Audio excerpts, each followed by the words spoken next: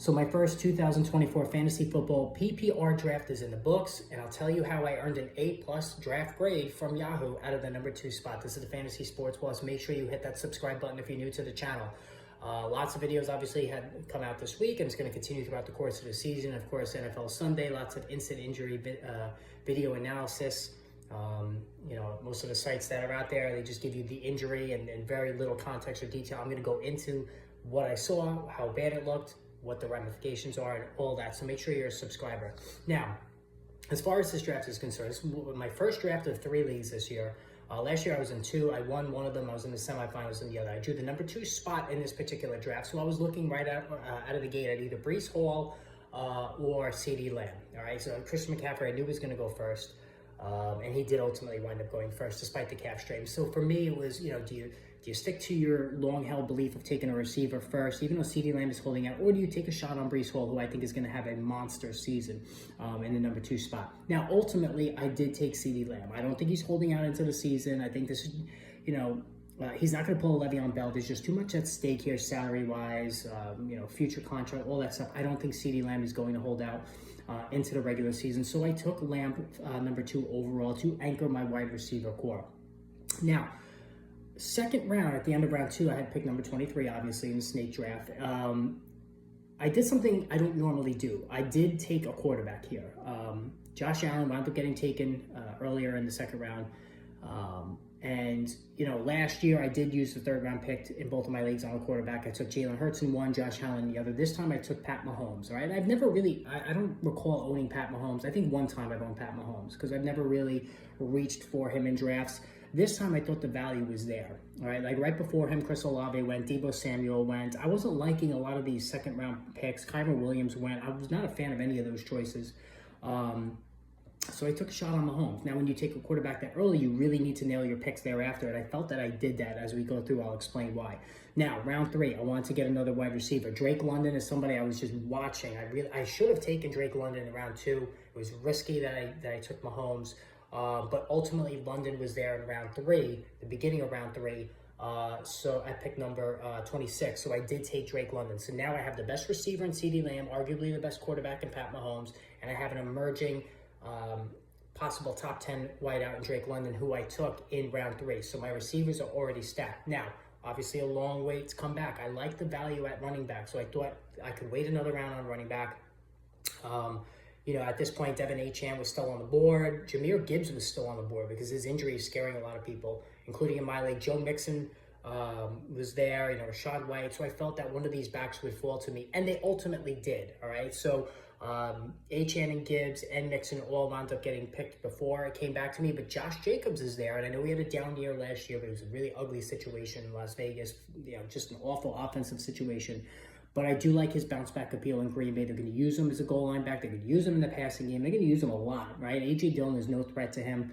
You can talk about the rookie there, out of Marshawn Lloyd. I don't think he's going to be much of a threat. He's already hurt.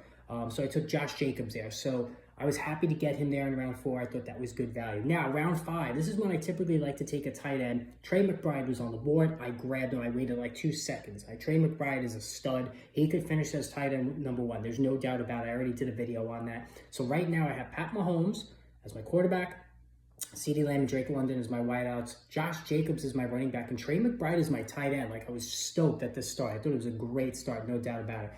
Things got even better. Round 6, unbelievably, Nico Collins fell. I didn't understand. So Stephon Diggs got taken before Nico Collins in his draft, and sometimes you get a situation where a guy just falls, and you just it doesn't make any sense. This happens in every draft, and in this draft it was Nico Collins.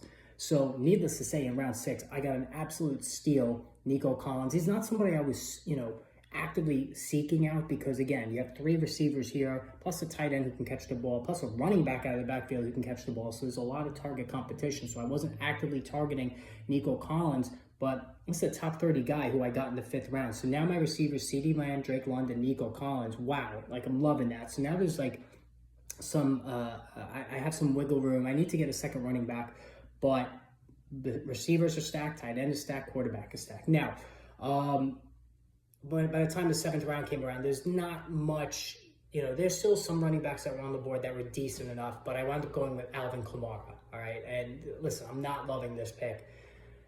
He could be facing a clip season at 29. His rushing yardage per carry is in the toilet. You have Taysom Hill stealing touchdowns around the goal line. I only did this because of the pass catching opportunities. We saw how many passes he caught last year. I think that's still going to be a big part of the offense. So I swallowed hard. Round 7, okay, I took Alvin Kamara. But the pick I hated the most came in round 8. I took Tony Pollard.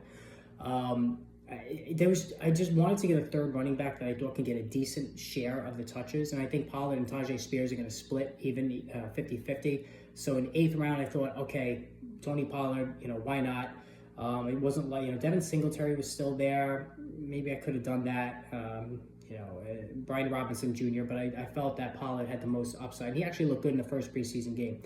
Round 9, Keenan Allen, my old friend Keenan Allen. Anybody who's been a long-time subscriber to my my draft guides or on the channel knows how much I love Keenan Allen. I seem to have him every year. Him and Aaron Jones, 2 guys I always seem to own. He was there in round 9. Again, target competition with DJ Moore, with Rome Dunze, 2 tight ends there, Gerald Everett and Cole Kmet. But I thought it was good value around 9, and I could put Keenan Allen in my flex where I think that could work really well. Round 10. I took Tajay Spears. Now you say, okay, you already have Tony Pollard, right? I don't typically like to do that, having 2 backs from the same team. But I figure one of them eventually is going to supersede the other. And then if one of them gets hurt, which is a possibility, right? Both guys have battled injuries throughout their young careers, going back to college. Then I have the clear-cut starter among the 2. So I felt Spears in round 10, who's got a lot of talent on both sides of the ball. I thought that was good value there. Round 11, Blake Corum.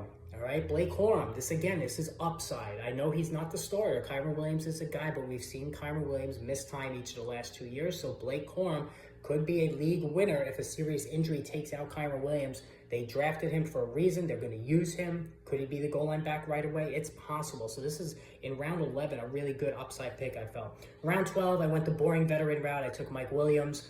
I was just looking for a body, a receiver that can step in and contribute, and I think he could. And with Aaron Rodgers throwing him the deep ball, he runs very hot and cold. We know that he's still young enough at 30. It's just a body at this point. Round 13, I needed a backup quarterback. I took Caleb Williams.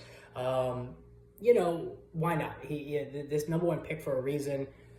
Pat Mahomes is so durable, but if disaster strikes, Caleb Williams, I think he could hold down the fort because he also runs the ball as well, throws it really, really well at a high level. Round 14, Brian Thomas Jr. So I took a lot of young guys here, a lot of rookies. I got Blake Corum, I got Brian Thomas Jr., I got Caleb Williams. This is when you want to take these young rookies, second-year players, and just hope something materializes and works out there. So I took Brian Thomas Jr. there, who looked good in the first preseason game, and then I rounded it out by taking the Chicago Bears defense. I think this is a good unit, so we do play defense and kicker. I did not draft a kicker. Guys, don't draft a kicker, all right? So if you're in a league that plays a kicker, don't draft one. Take an extra running back, take an extra tight end, take an extra wide receiver.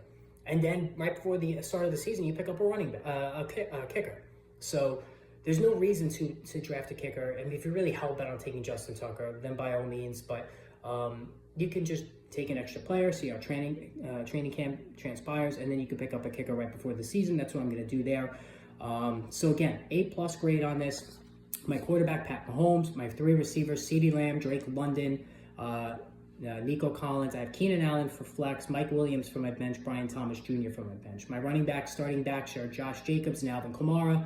Certainly question marks there, but I felt they both can catch the football in this PPR league. I have Tony Pollard and Tajay Spears to maybe put in the flex spot when needed. And then on the bench, I have Blake Corum, who I think has good upside.